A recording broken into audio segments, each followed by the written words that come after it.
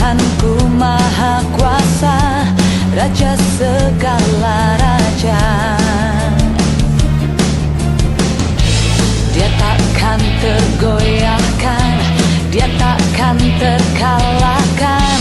Dia hidup dan berkuasa.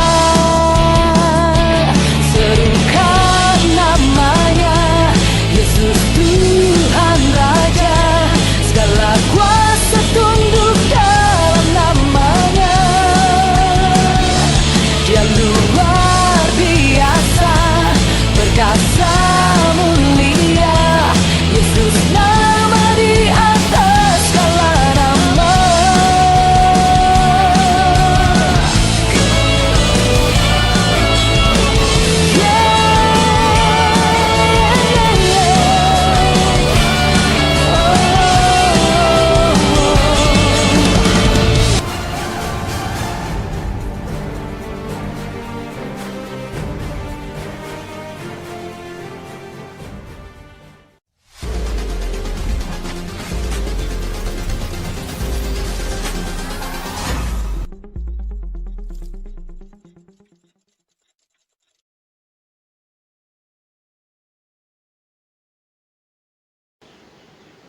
Salam Bapak Ibu Saudara-saudari yang terkasih dalam Yesus Kristus. Pada pagi hari ini mari kita memulaikan ibadah Pelita Emas. Mari kita angkat satu pujian, Penuhi Aku Sekarang.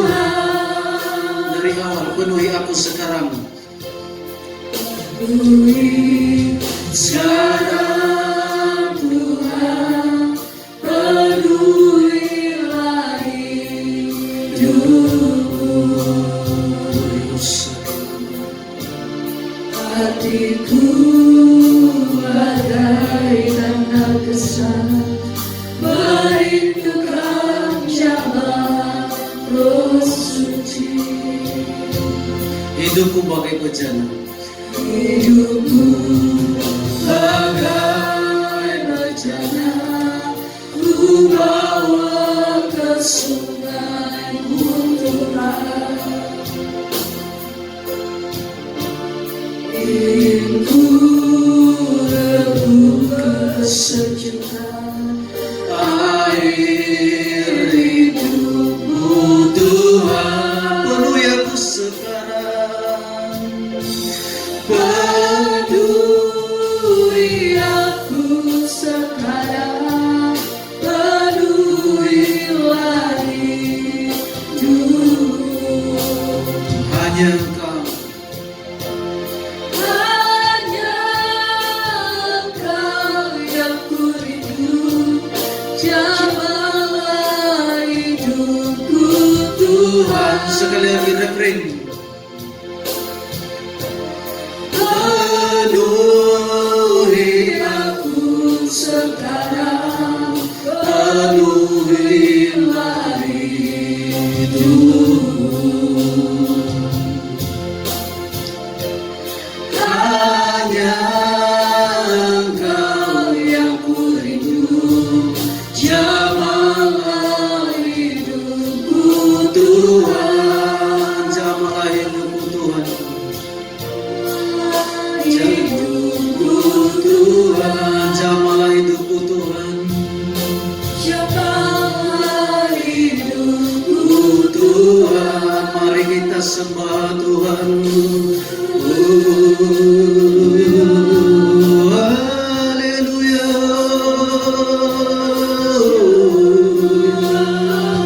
Kami menaikkan syukur bagimu Tuhan.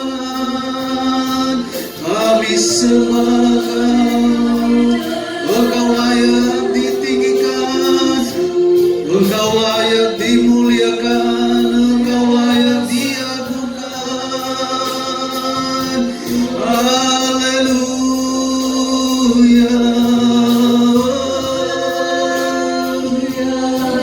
Haleluya.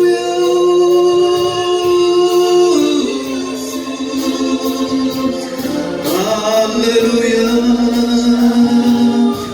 Terima kasih Tuhan. Kuriosa kila mayo,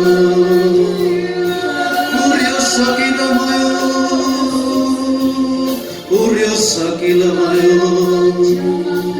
Ajaib kasih karunia-Mu bagi kami ya Roh Kudus, kuriosa kila mayo. Haleluya. Kami semua yang beribadah di tempat ini, di tempat kami masing-masing saat ini, Engkau berkati kami Allah, lawat kami semuanya. Haleluya. Engkau lawat kami oleh kuasa Roh Kudus-Mu pada saat ini. Kami memuji kebesaran-Mu pada saat ini, kami tinggikan nama-Mu. Haleluya.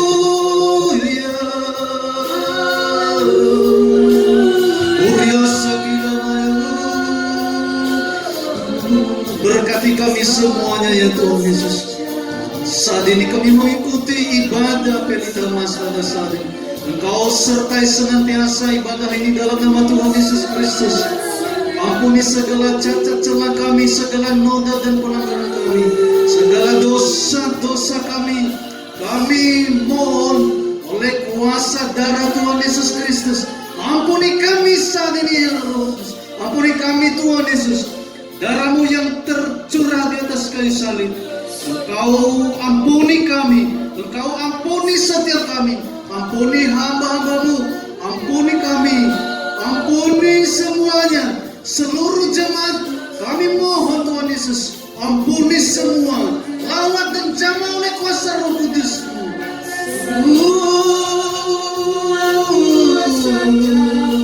Sekalipun kami tidak bisa berkumpul bersama-sama di dalam ibadah ini, tetapi kami mengikuti ibadah melalui rumah kami masing-masing. Tetapi Roh Kudus tidak terbatas untuk melawat ibadah ini, memberkati kami saat ini ya Roh Kudus. Kami percaya Engkau penuhi kami oleh kuasa Roh Kudus-Mu. Engkau lawat kami saat ini ya Bapa. Terima kasih Bapa di surga, Engkau layak ditinggikan, diagungkan. Kita angkat pujian ini sekali lagi, penuhi aku sekarang.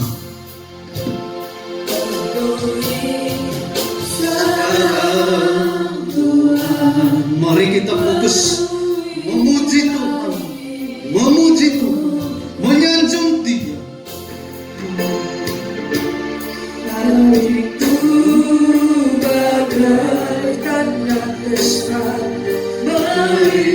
Mari kita fokus kepada jemaat Roh Suci, jemaat Roh Kudus. Segala beban-beban kita taruhkan kepada Kristus. Beban kita jangan kita pikul sendiri, tetapi kita pikul, kita berikan kepada Kristus di dalam beban kayu salibnya, sehingga beban ringan Tuhan, air hidupku Tuhan, penuhilah hidupku, hanya Kau, hanya Kau yang berhidup, jamah hidupku Tuhan, penuhi aku sekarang, penuhi aku sekarang, penuhilah hidupku.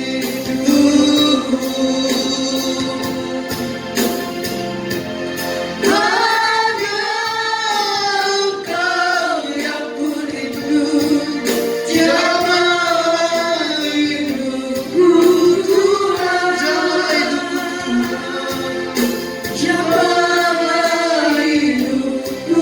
Tuhan, jamah hidupku Tuhan.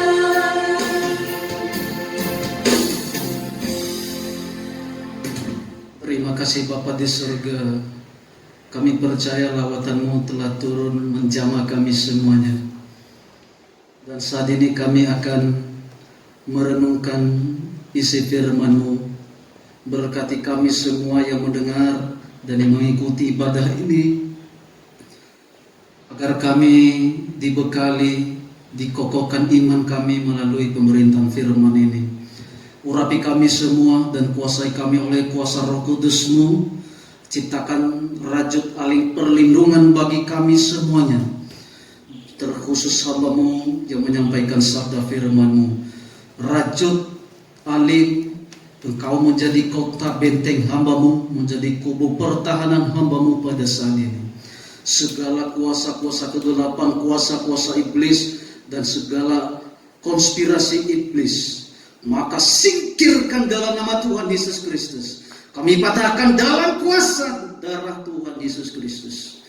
Kami mau membuka hati dan pikiran kami untuk menerima firman-Mu. Berbicaralah Tuhan Yesus, kami siap mendengarkan firman-Mu.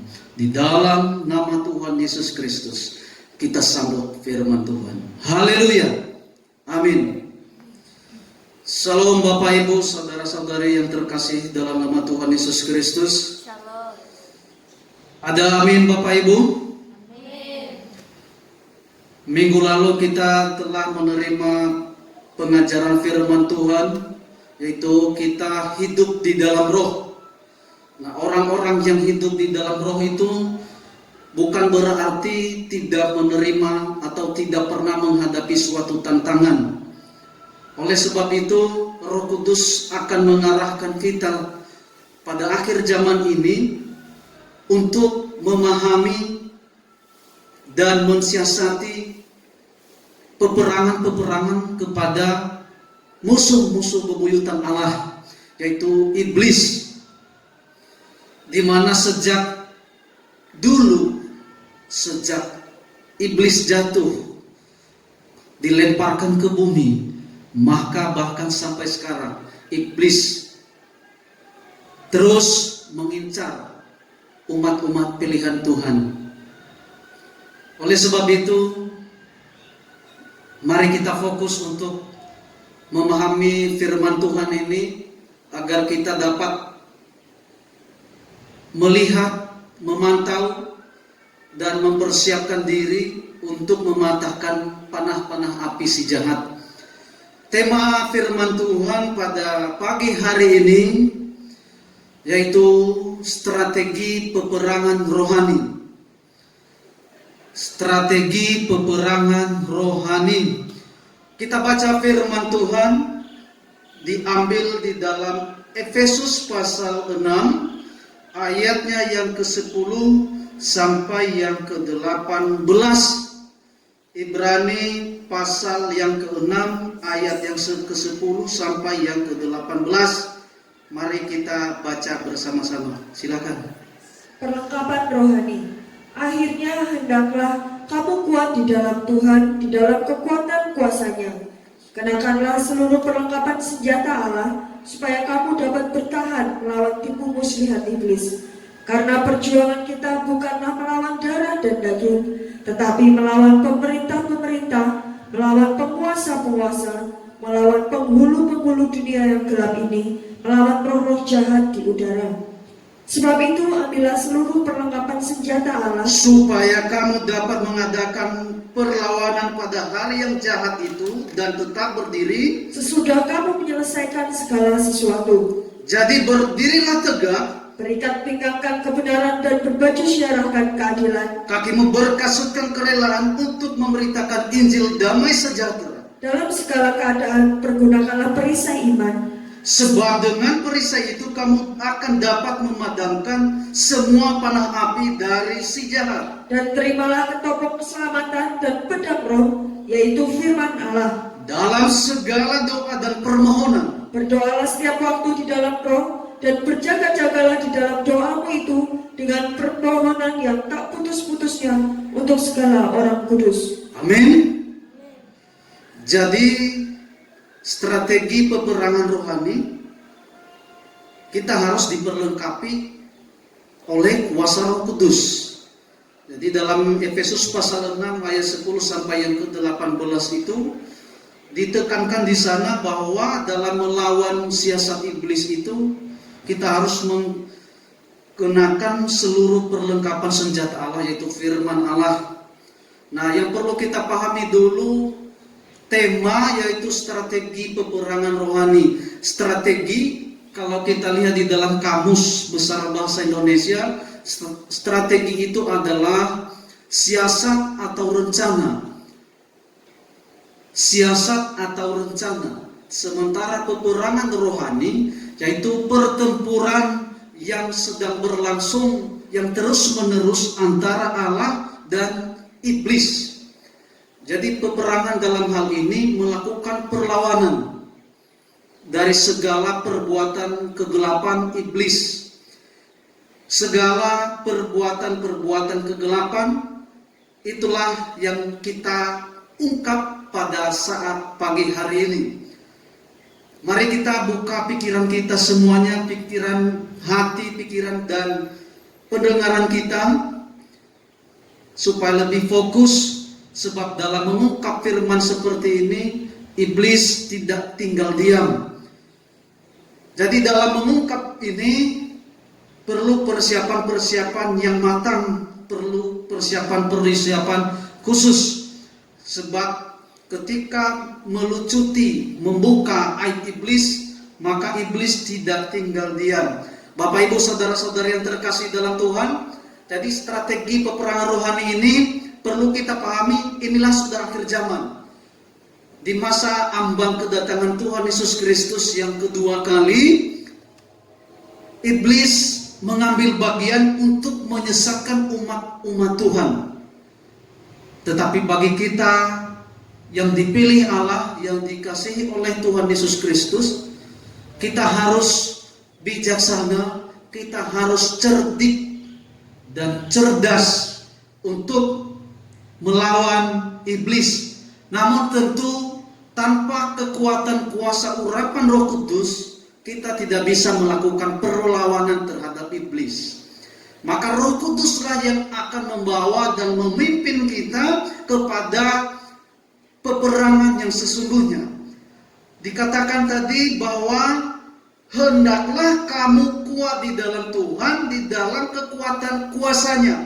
Jadi kita harus kokoh, kuat di dalam Tuhan, di dalam kekuatan kuasanya. Setelah kuat dan kokoh, lalu kita harus mengenakan seluruh perlengkapan senjata Allah, supaya kita tidak mampu dikuasai oleh iblis, tetapi bertahan melawan tipu muslihat iblis.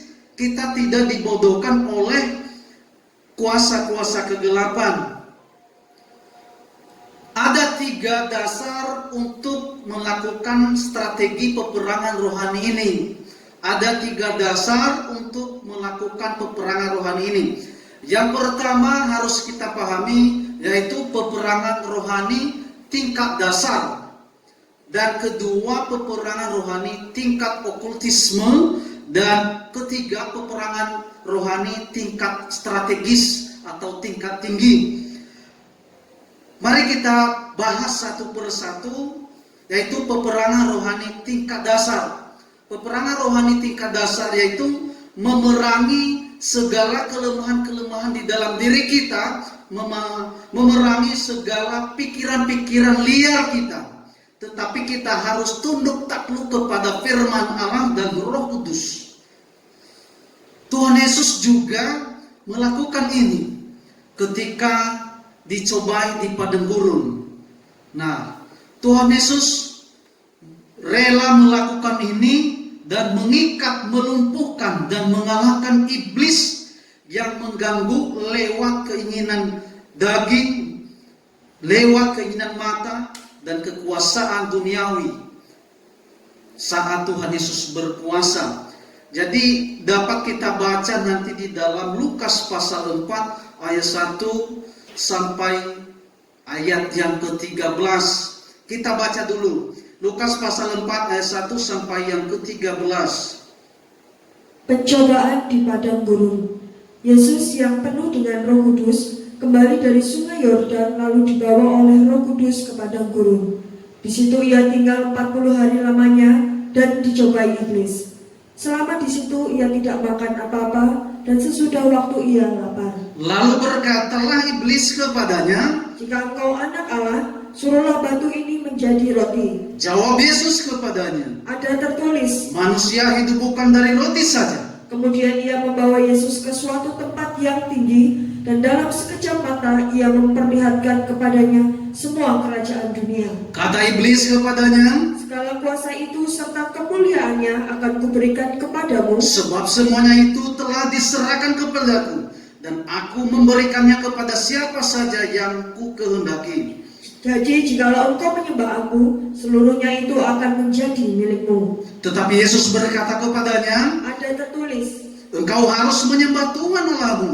dan hanya kepada Dia sajalah engkau berbakti. Kemudian dia membawa Yesus ke Yerusalem dan menempatkan dia di hubungan bait Allah. Lalu berkata kepadanya, Jika engkau anak Allah, "Jatuhkanlah dirimu dari sini ke bawah. sebab ada tertulis, Mengenai engkau, ia akan memerintahkan malaikat-malaikatnya untuk melindungi engkau, dan mereka akan menatang engkau di atas tangannya." supaya kakimu jangan terantuk kepada batu. Yesus menjawabnya, katanya, Ada firman, jangan engkau mencobai Tuhan Allahmu. sesudah iblis mengakhiri semua pencobaan itu, ia mundur daripadanya dan menunggu waktu yang baik. Jadi kita perhatikan ini bahwa pencobaan di padang gurun, iblis tidak bisa menguasai Tuhan Yesus Kristus, melainkan dia ditundukkan oleh kuasa Tuhan Yesus sendiri.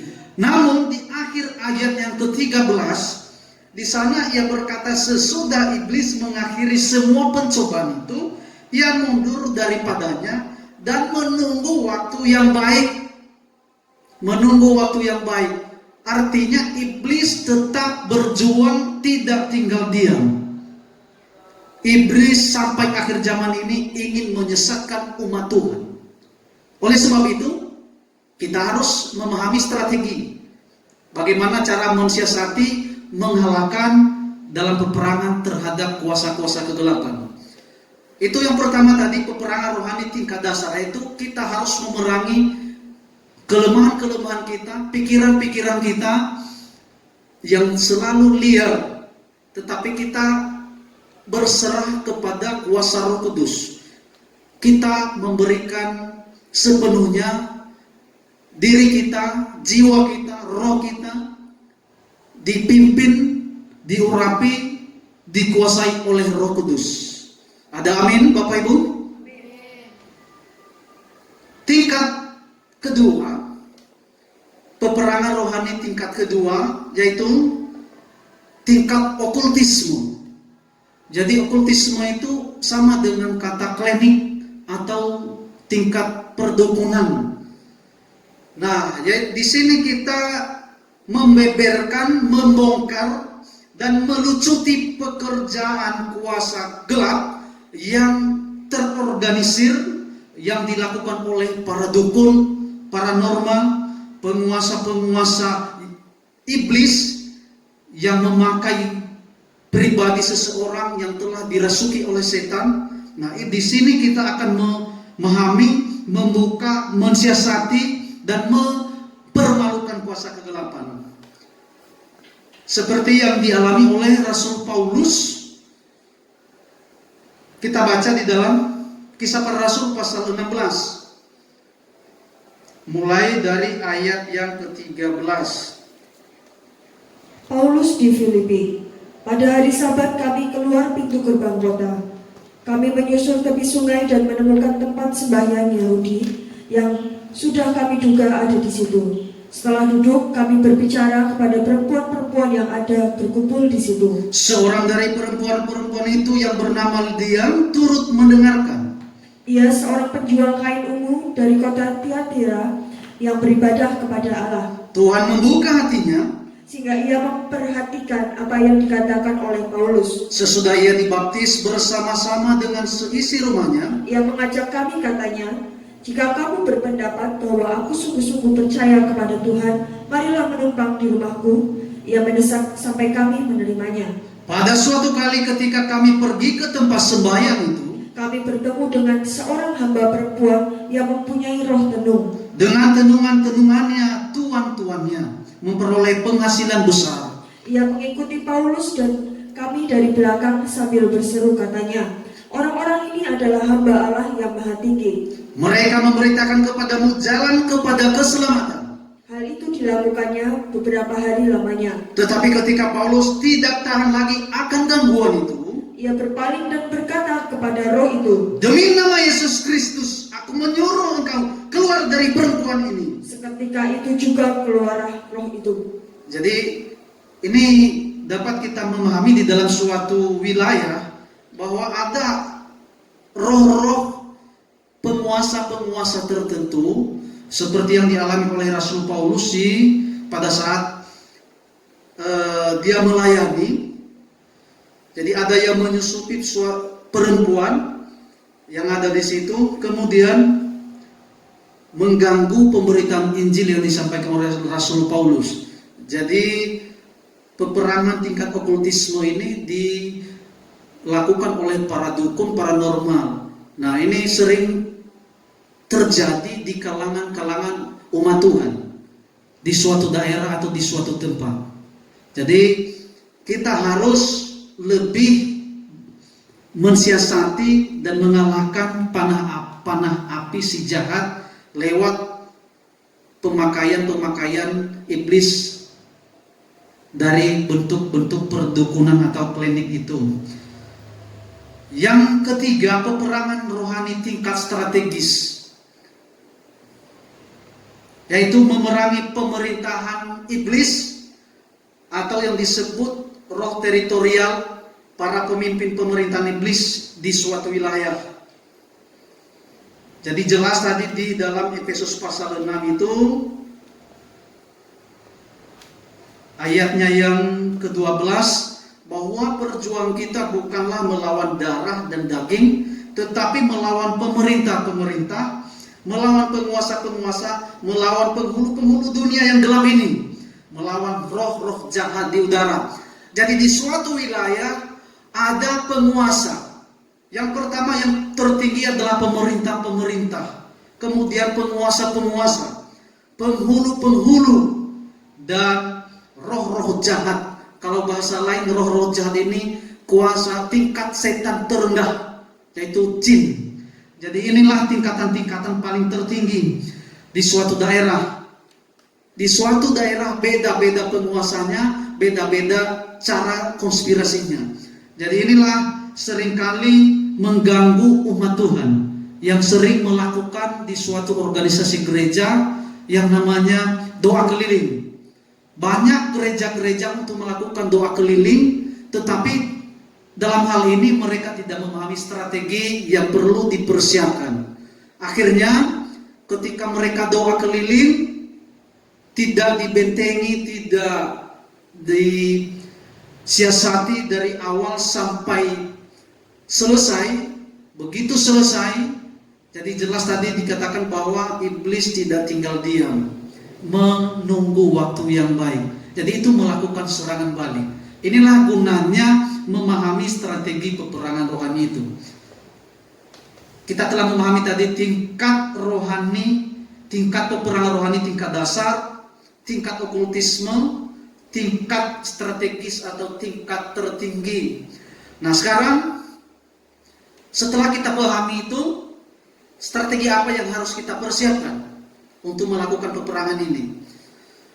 Yaitu di dalam Efesus pasal 6 ayat 11 tadi, bahwa yang harus dipersiapkan yaitu memperlengkapi diri dengan perlengkapan senjata Allah, mengenakan seluruh perlengkapan senjata Allah.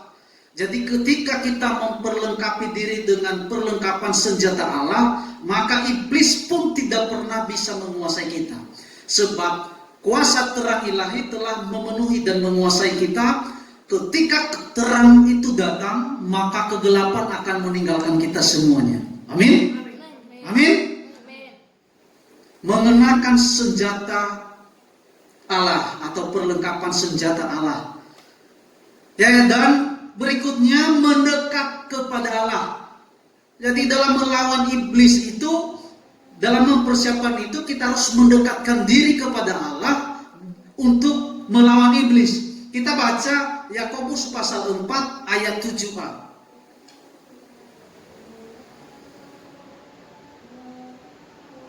Karena itu tunduklah kepada Allah dan lawanlah iblis. Amin.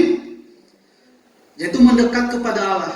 Karena itu tunduklah kepada Allah dan lawanlah iblis. Jadi kita harus mendekatkan diri kepada Allah setelah kita diperlengkapi oleh senjata Allah.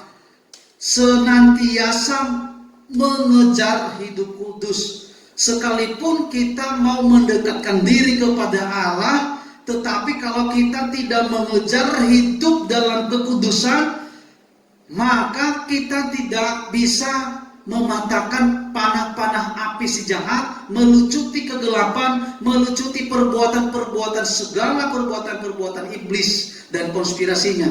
Jadi orang yang hidup dalam kekudusan, hidupnya diurapi oleh Roh Kudus. Setelah diurapi Roh Kudus, maka dia mendapatkan benteng perlindungan, kubu pertahanannya yaitu hanya kepada Kristus. Dan para malaikat surga ikut melayaninya. Sehingga dalam melakukan suatu peperangan rohani, iblis tidak sanggup bertahan untuk melakukan peperangan tersebut. Jadi itulah gunanya harus mengejar hidup dalam kekudusan. Dan kemudian dalam kondisi-kondisi tertentu diperlukan puasa.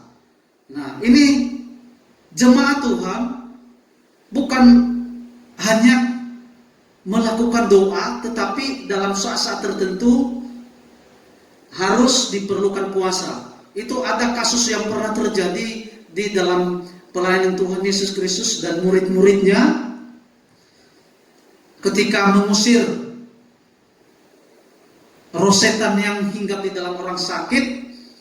Maka Tuhan Yesus berkata, jenis ini tidak bisa diusir dengan kata-kata, tetapi harus disertai dengan puasa. Nah, ini sangat berguna ketika kita melakukan peperangan rohani. Jadi dalam memantau, melihat situasi, membaca keadaan, kita harus memiliki roh menimbang dalam mengintai suatu tempat untuk mengukur kemampuan iblis itu.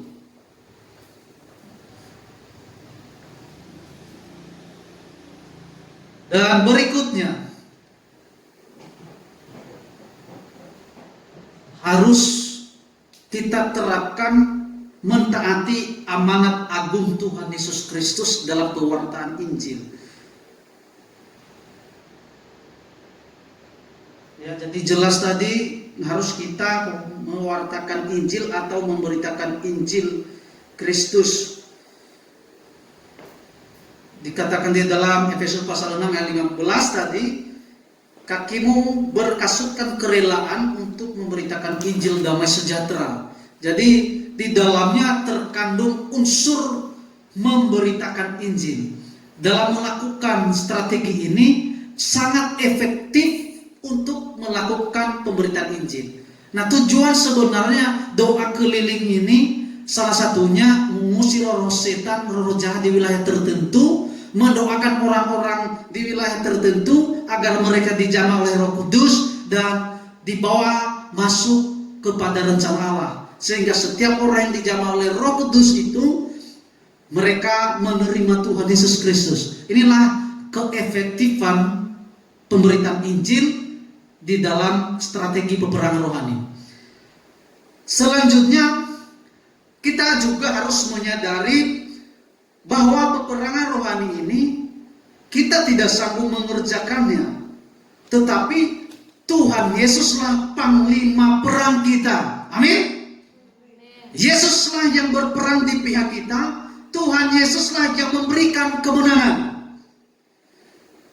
Jadi dalam Matius pasal 28 ayat 18 dan seterusnya, bahwa Tuhan Yesus telah menerima segala kuasa baik di bumi maupun di surga. Jadi kita diberikan kuasa oleh Tuhan Yesus Kristus, tetapi jangan kita menyombongkan diri dalam melakukan ini. Sebab roh kesombongan itulah sifat dan karakter iblis dalam pemberontakannya kepada Allah. Nah, setelah memahami strategi ini, di antaranya juga harus kita pahami namanya mentaati hukum perang.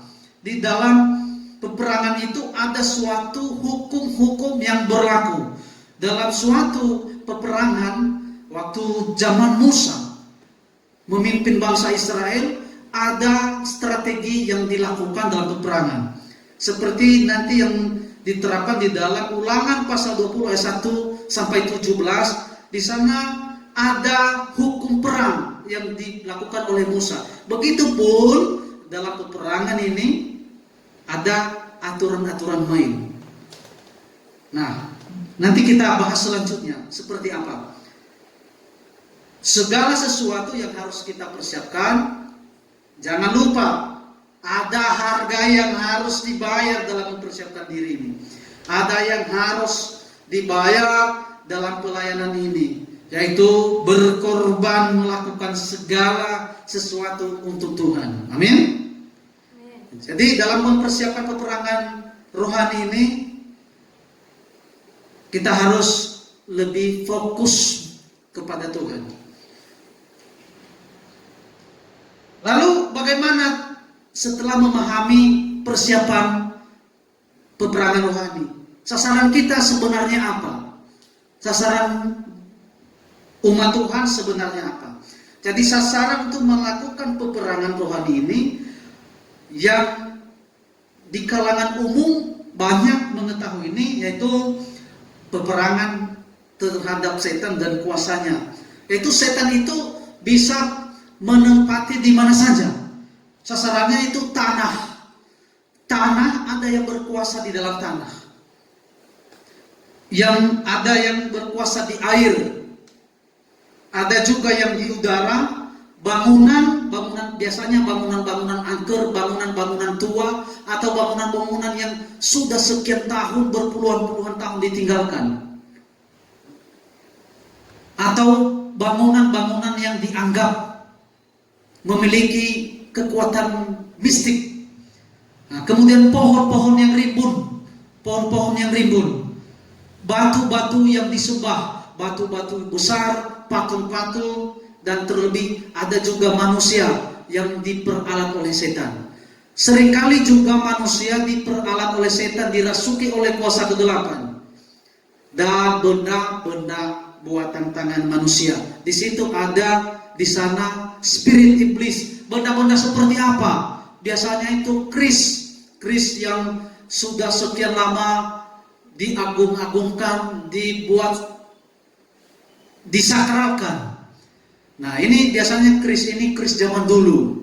Nah, kepada Bapak Ibu yang sering atau yang selalu berdoa, nah ini kalau kita memahami ini, nah sasaran buatan-buatan seperti keris ini kita doa biasanya tengah-tengah malam. Itu di tengah-tengah malam itu ketika kita fokus berdoa, biasanya itu di dalam langit itu ada yang berterbangan seperti keris. Itu biasanya itu kuasa-kuasa kegelapan, kuasa-kuasa adat, praktek-praktek perdukunan. Nah, jadi inilah gunanya harus kita pahami strategi. Nah, kita memahami sasarannya, sudah memahami sasarannya, itu tanah, air, udara, bangunan, pohon, batu, manusia, dan benda buatan manusia. Nah, sasaran utama juga dalam peperangan rohani ini, biasanya di wilayah itu, peperangan suatu wilayah adalah pribadi manusia. Nah, ciri khas manusia yang dirasuki oleh setan, yang pertama, dia memiliki unsur akar kepahitan. Unsur akar kepahitan. Kenapa ada unsur akar kepahitan? Karena dia tidak pernah merelakan dirinya untuk melepaskan pengampunan. Jadi unsur kepahitan ini adalah jembatan iblis untuk masuk kepada pribadi orang tersebut. Nah, di dalam pribadinya ada 3. Di dalam pribadi manusia itu, yaitu tubuh, jiwa, dan roh. Yang paling utama yang diserang oleh iblis adalah jiwanya. Nah, ini sering kali dihinggapi oleh kuasa kegelapan. Nah, ini roh kepahitan ada di dalam orang tersebut. Kemudian roh kesombongan. Roh kesombongan ini ada lagi roh pemberontakan. Kalau itu melekat di dalam pribadi seseorang, maka sangat gampang kepada iblis merasuki orang tersebut. Inilah yang harus kita pahami. Nah, pendoa-pendoa syafaat, pendoa-pendoa peperangan harus memahami ini, harus bisa membaca ciri khas orang yang telah disusupi oleh setan. Ciri khasnya yang pertama, yang paling pertama itu tidak senang ibadah. Paling umum tidak senang ibadah dan tidak ingin mendengarkan firman Allah dan sangat membenci pemberitaan firman Allah. Itu ciri khas secara umum.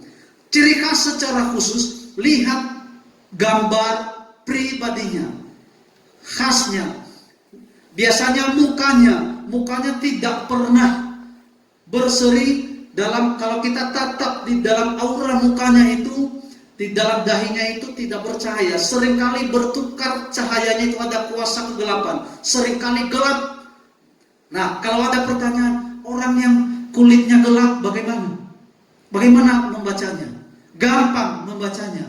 Di dalam kelopak matanya itu seringkali ada pertukaran warna. Ada warna biru, ada warna ungu, ada warna hijau, bahkan seringkali muncul warna merah. Dan lihat bola matanya itu. Bola matanya itu seringkali mengeluarkan warna api, warna merah. Nah, tetapi coba tatap, jika dia telah dirasuki oleh kegelapan, coba tatap terus mukanya, tatap matanya. Orang yang telah dikuasai oleh Roh Kudus, dia tidak sanggup menatap. Orang kegelapan itu tidak sanggup menatap orang yang telah dikuasai oleh Roh Kudus. Ketika kita menatap orang dirasuki oleh setan, maka dia akan tunduk, lama perlahan-lahan akan pergi dan tidak sanggup menatap orang-orang pendoa atau umat pilihan Tuhan. Itulah ciri-ciri khas secara umumnya dan secara khusus, dan bahkan ada secara khususnya lagi, dan dapat dipahami bukan secara logika kita, tetapi secara rohani, secara roh. Jadi ini yang harus kita pahami, sasaran doa kita. Nah, senjata apa? Sekarang kita beralih kepada firman Allah. Senjata apa yang harus kita pahami, yang harus kita pergunakan dalam peperangan rohani ini?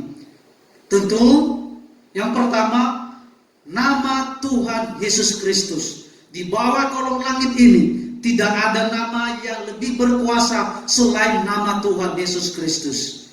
Ada amin? Amin. Jadi harus berpegang teguh di dalam nama Tuhan Yesus Kristus. Baik di alam roh. Kalau bahasa di luar sana, bahasa umumnya, bahasa bebasnya alam roh adalah alam gaib, dimensi alam roh. Itu dimensi alam roh banyak juga ada tingkatan-tingkatannya. Jadi seringkali juga banyak yang sesat di dalam memahami ini. Tetapi di alam roh, semua makhluk roh makhluk gaib, kuasa setan pun tunduk di dalam nama Tuhan Yesus Kristus. Amin.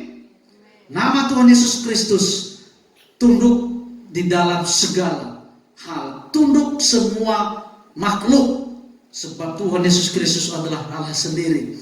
Kemudian yang kedua, senjata apa? Yaitu darah Tuhan Yesus Kristus. Darah Tuhan Yesus Kristus, kuasa darah Tuhan Yesus Kristus dapat menundukkan segala kuasa iblis dan konspirasinya. Ketika kita berdoa, ketika mengusir setan, kita menyebut darah Tuhan Yesus, cukup menyebut kuasa darah Tuhan Yesus Kristus, maka iblis nyalah meninggalkan kita semua. Ada amin? Kedua, kuasa firman Allah, perkatakan firman Allah. Di dalam Yosua mengatakan bahwa jangan engkau lupa memperkatakan Taurat ini, tetapi renungkanlah firman Allah ini siang dan malam. Memperkatakan firman artinya mempraktekkan firman, mengatakan firman. Usirlah segala roh setan dalam namaku, maka akan pergi meninggalkan kita semua. Jangan lupa ditambahkan, selalu dibarengi dengan pujian dan penyembahan yang terus-menerus diberikan kepada Allah. Kemudian karunia-karunia Roh Kudus. Di sana ada karunia untuk membedakan roh, mengusir setan, bernubuat, dan lain-lain. 45 kekayaan rohani banyak dapat diterapkan di dalam peperangan rohani. Dan selanjutnya adalah kuasa hikmat marifat. Hikmat marifat adalah Tuhan Yesus sendiri. Nah, di mana Tuhan Yesus berkata, "Akulah hikmat, tinggal bersama-sama di dalam pengetahuan." Nah, tertulis di dalam Amsal pasal 8 ayatnya yang ke-12. Saya coba bacakan Amsal pasal yang 8 ayat yang ke-12. "Aku hikmat, tinggal bersama-sama dengan kecerdasan, dan aku mendapat pengetahuan dan kebijaksanaan." Nah, inilah Tuhan Yesus sendiri. Tuhan Yesus sendiri. Tadi nama Tuhan Yesus sendiri, darah Tuhan Yesus sendiri, firman Allah, pujian penyembahan, karunia-karunia Roh Kudus, dan selanjutnya adalah kuasa hikmat dan makrifat Allah. Hikmat dan makrifat Allah adalah pribadi Tuhan Yesus sendiri. Tuhan Yesus adalah panglima kita sendiri. Jadi kita tidak perlu takut. Seringkali Tuhan, orang-orang telah dibekali oleh Tuhan Yesus Kristus kuasa, talenta, karunia. Tetapi suatu waktu ada cerita. Dulu di kampung saya, ketika pada malam hari tidak ada lampu, tidak ada listrik yang menyinari lapangan-lapangan bebas. Tetapi ketika suasananya gelap, suasananya hening, lewat di tengah-tengah malam, karena situasi gelap, pada berkaburan, pada lari, ada setan, ada setan, ada setan. Nah, ini saya ingatkan kepada kita semua, orang yang takut setan, maka setan akan memperlihatkan dirinya. Jangan coba-coba takut kepada kuasa kegelapan. Jangan takut kepada kuasa setan-setan. Tetapi firman Tuhan berkata, orang yang berani adalah orang yang sempurna dalam Roh Kudus. Jadi kita harus sempurna hidup dalam Roh Kudus. Orang yang tidak berani, atau kata lain cemen, orang yang tidak sempurna dalam kasih.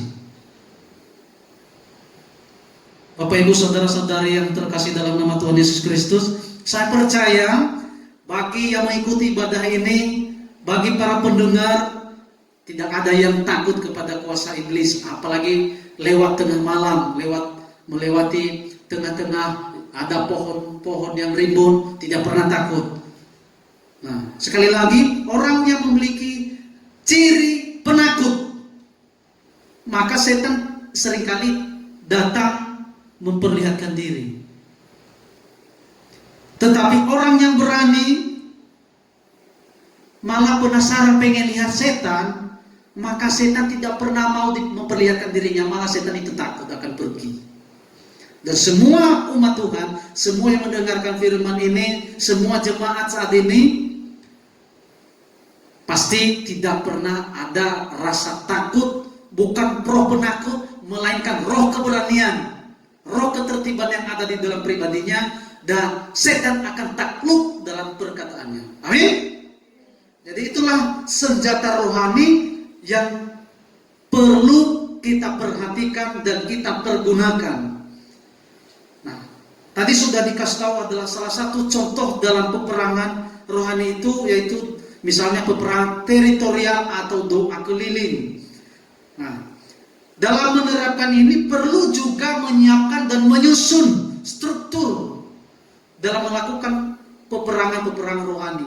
Contoh dalam peperangan suatu wilayah doa keliling, yang pertama harus di dalam suatu organisasi gereja harus menetapkan orang-orang yang bertindak seperti Musa, Harun, Hur. Dalam hal ini dikomandoi oleh gembala, wakil gembala, para penatua, dan para pelayan-pelayan Tuhan.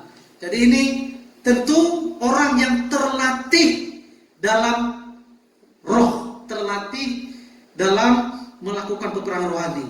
Jadi yang memimpin ini bukan orang sembarangan, hanya orang-orang yang terlatih dalam karunia-karunia tertentu.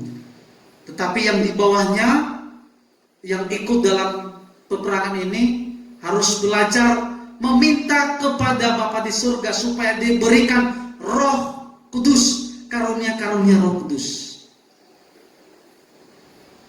Kemudian dalam satu wilayah harus ada pemetaan, ada pengintai yang mengetahui, mengukur kemampuan, kekuatan lawan atau iblis yang sedang dan yang akan kita hadapi. Kita dapat mengukur apakah di suatu wilayah, apakah yang ada di sana roh penghulu, atau roh pemerintah-pemerintah, atau penguasa-penguasa, atau roh-roh jahat. Nah, ketika kita memahami ini, yang dapat mengintai ini, yang memiliki karunia penglihatan, yang memiliki karunia khusus yang dibekali, yang diberi oleh Tuhan Yesus sendiri.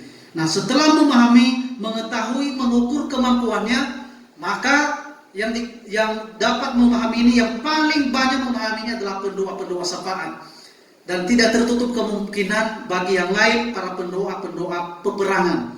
Jadi dalam peperangan teritorial ini ada dua pendoa syafaat dan pendoa peperangan. Pendoa peperangan cenderung turun lapangan.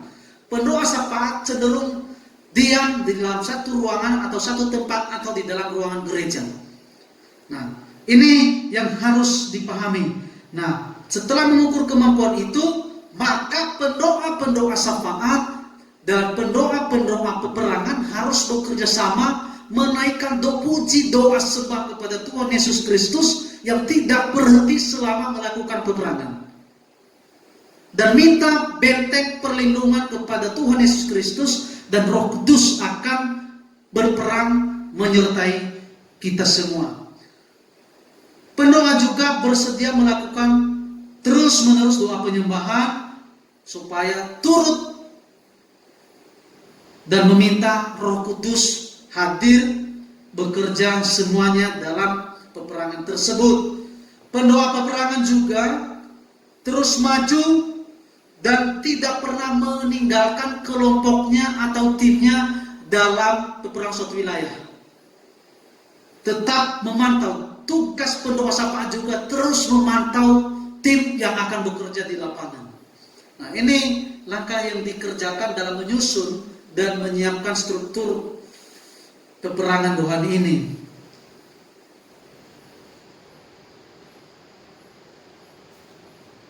Kita sudah memahami tadi tugas pendoa syafaat dan pendoa peperangan. Dan pokok yang paling penting dalam hal ini harus memperhatikan, biasanya pada akhir-akhir ini di kalangan-kalangan gereja selalu menggunakan sarana selain dari nama Tuhan Yesus Kristus, kuasa darah Tuhan Yesus Kristus, ada lagi minyak urapan dan perjamuan kudus. Perjamuan kudus ini bukan hanya mereka pakai di dalam ibadah atau di dalam perjamuan suci, tetapi dapat dipakai untuk mengusir roh setan dengan sarana yang dipakai pada satu peperangan rohani ini. Tetapi disertai juga minyak urapan. Banyak di seluruh daerah-daerah sekarang mereka memakai sarana minyak urapan untuk mengurapi di suatu tempat. Nah, ini tambahan-tambahan yang harus kita lakukan. Nah, setelah selesai doa peperangan, tim pendoa syafaat dan tim pendoa peperangan kumpul kembali dan mengucap syukur kepada Allah, menaikkan doa sembah kepada Allah, dan saling memohon perlindungan kepada Tuhan. Kenapa? Kita baca Lukas pasal 4 ayat yang ke-13.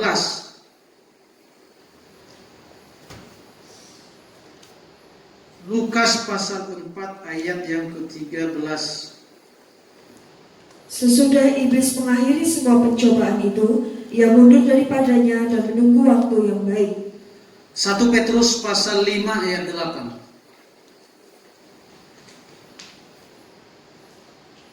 Sadarlah dan berjaga-jagalah, lawan musuh iblis berjalan keliling sama seperti singa yang mengaum-ngaum dan mencari orang yang dapat ditelannya. Terus, lawanlah dia dengan iman yang teguh, sebab kamu tahu bahwa semua saudaramu di seluruh dunia menanggung penderitaan yang sama. amin. Jadi setelah berkumpul menaikkan doa sembah, jangan berhenti sampai di situ. Tetapi kita harus terus sadar dan berjaga-jaga. Terus sadar dan berjaga-jaga. Tadi di dalam Lukas pasal 4 ayat 13, iblis menunggu waktu yang tepat.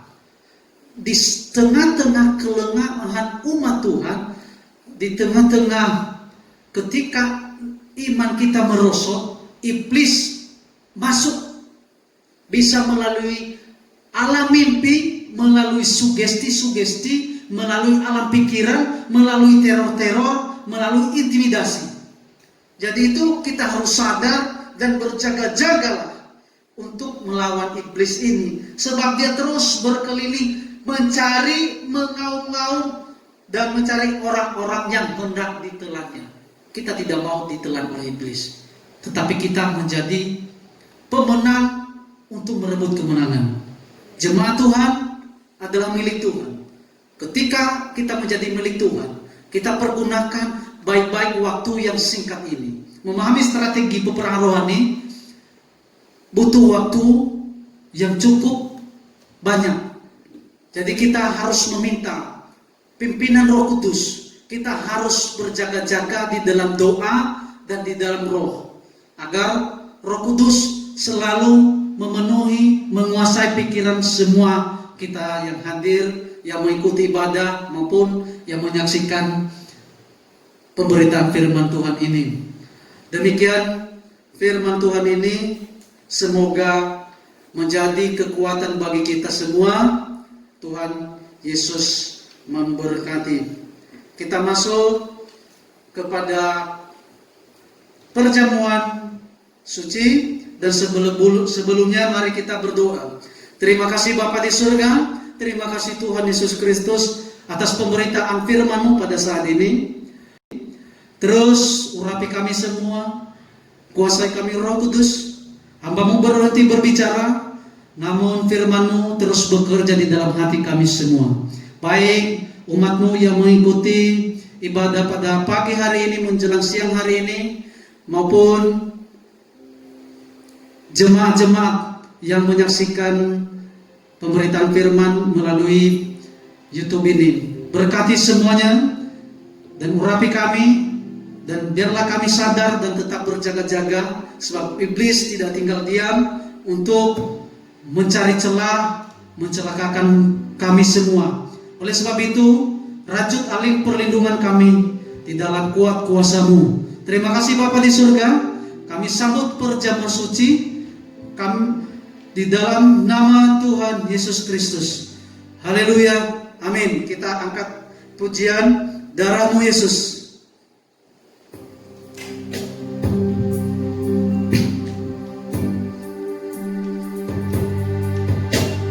Darah-Mu Yesus, sucikan aku. Darah-Mu Yesus, bebaskanku. Darah-Mu Yesus, ubahkan daku, ku dijadikan baru. Darah-Mu Yesus, Darah-Mu Yesus, sucikan daku. Darah-Mu Yesus, bebaskanku. Darah-Mu Yesus, ubahkan daku, ku dijadikan baru. Ku dijadikan baru. Ku dijadikan baru. Ku dijadikan baru. Mari kita mempersiapkan hati dan pikiran kita untuk menyambut perjamuan suci ini. Kita perhatikan hati kita, pikiran kita, perasaan kita kepada Tuhan, kehidupan kita sehari-hari. Kita mohon kuasa darah Tuhan Yesus Kristus menebus dan mengampuni kita. Saya persilakan Bapak Ibu Saudara-saudari untuk berdoa sejenak.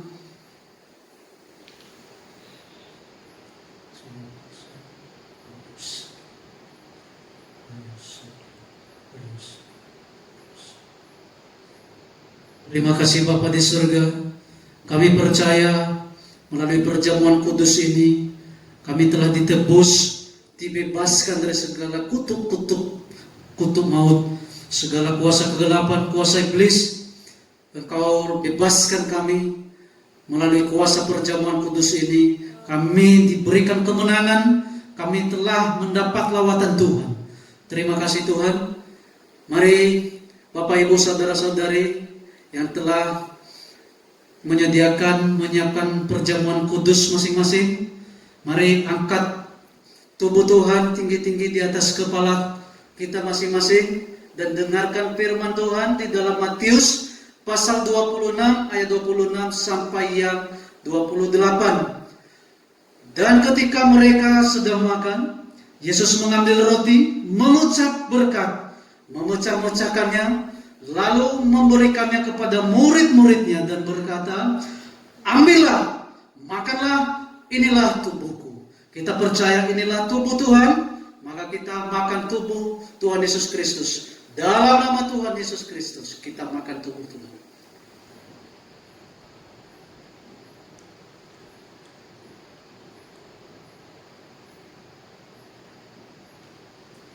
Kemudian kita angkat tubuh Tuhan di atas darah Tuhan Yesus Kristus di atas kepala kita masing-masing dan dengarkan firman Tuhan.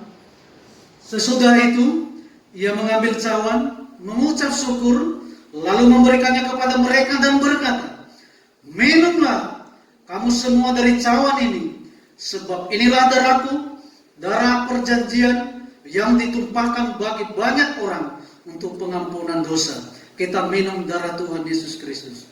Dalam nama Tuhan Yesus Kristus.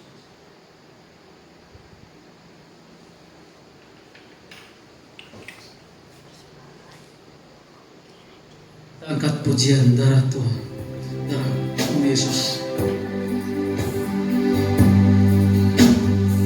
Darah-Mu Yesus, sucikan darahku.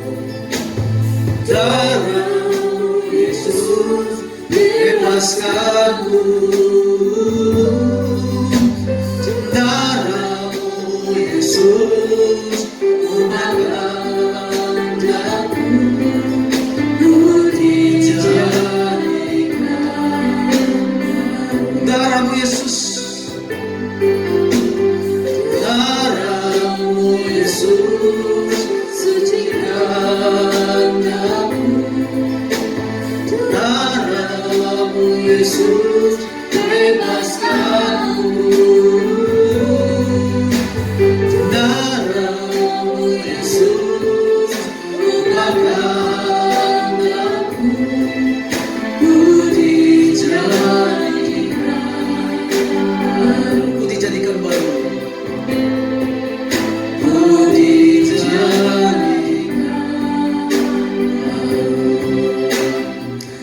Terima kasih Bapa di surga, terima kasih Tuhan Yesus Kristus atas pertolongan-Mu lewat kuasa perjamuan kudus ini. Terus berkati kami senantiasa, seluruh umat-Mu dan kami semuanya saat ini, hamba-Mu yang melayani, yang memberitakan firman Tuhan dalam kegiatan ibadah ini. Kami percaya bahwa kuasa perjamuan kudus ini, kuasa tubuh dan darah Tuhan Yesus, kita semua telah diampuni, dibebaskan dari segala keterikatan-keterikatan kuasa kegelapan, dari segala kuasa maut dan iblis dan konspirasinya. Kuasa maut tidak lagi menguasai hidup kita, tetapi kuasa Roh Kudus telah melawat kita, telah dibebaskan oleh kuasa darah Tuhan Yesus Kristus. Maka kita telah menerima kuasa saat ini. Ketika Roh Kudus turun, maka kita akan melakukan segala perkara-perkara yang ajaib di dalam Tuhan Yesus Kristus. Terima kasih Tuhan Yesus Kristus. Terima kasih Bapa di surga. Dan kami sebentar lagi Tuhan akan mengumpulkan persembahan, baik persembahan persepuluhan, persembahan ucapan syukur pada saat ini. Terima kasih Bapa di surga, di dalam nama Tuhan Yesus Kristus. Haleluya.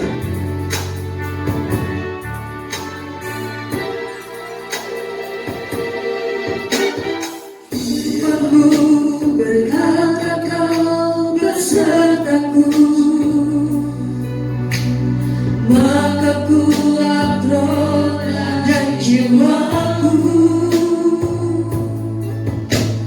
Karena-Mu Tuhan selalu ku nantikan,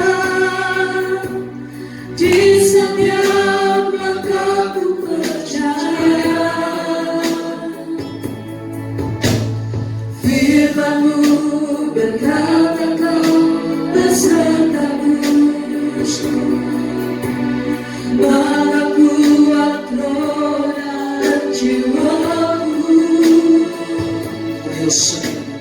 Karena-Mu Tuhan selalu ku nantikan, di setiap langkahku percaya. Dengan sayang-Mu ku akan terbang tinggi di tengah badai hidup, bukan menyerah.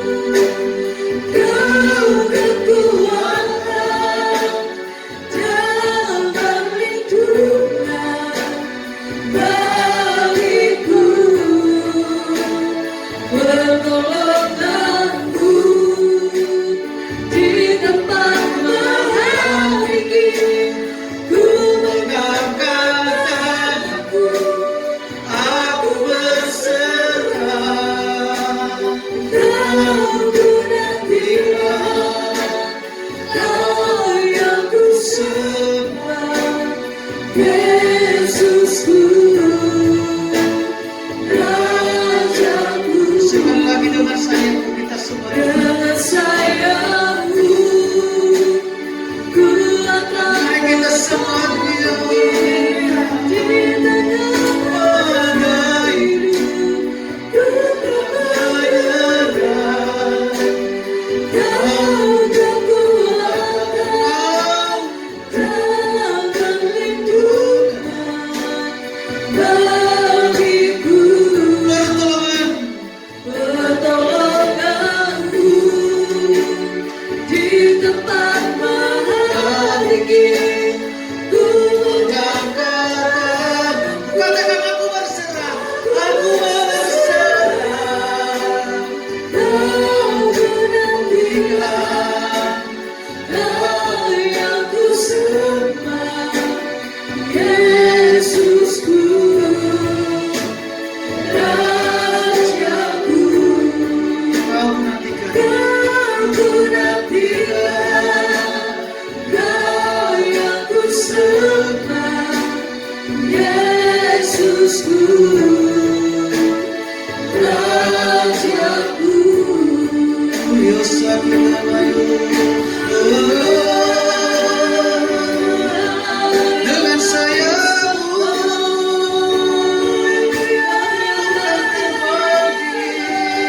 kami terbang tinggi di atas sayangmu. Kami mendapat pertolongan perlindungan di dalam kuasa Kristus.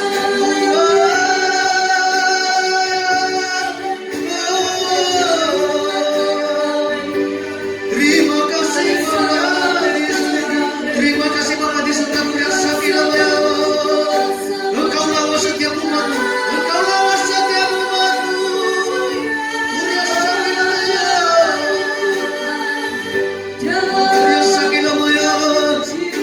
Kuasa Kilauan. Kuasa Kilauan.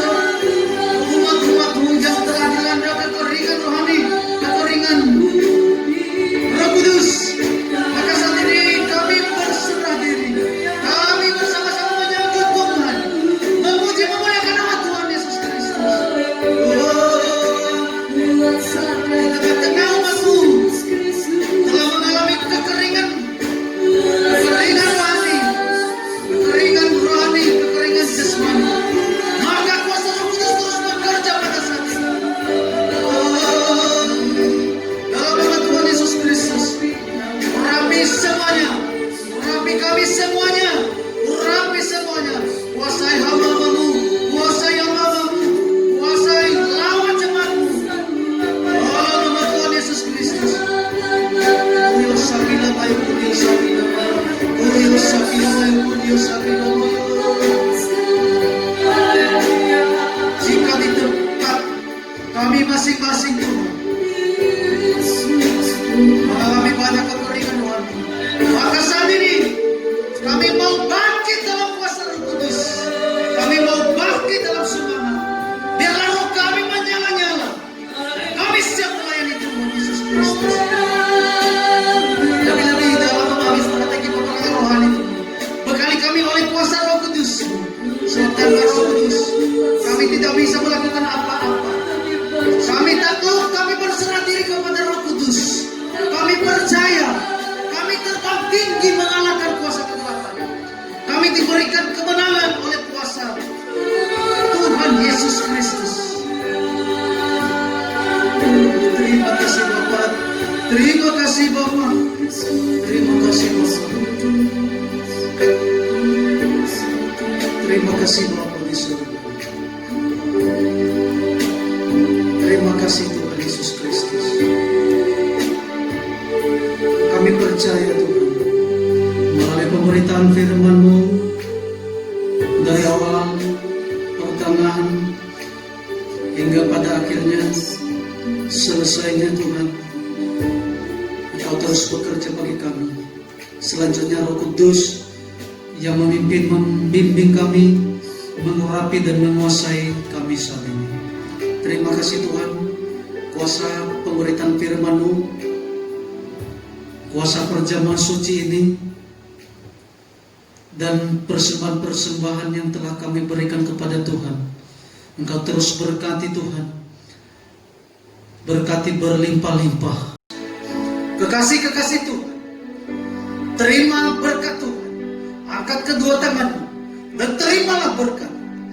Berkat-berkat dari surgawi, berkat-berkat dari Allah Bapa, Sang Putra dan Roh Kudus, berkat-berkat dari Abraham, Ishak dan Yakub, berkat mempelai menjadi milik kita semuanya, berkat-berkat dari samudera raya, dari seberang lautan mengalir di dalam rumah Allah.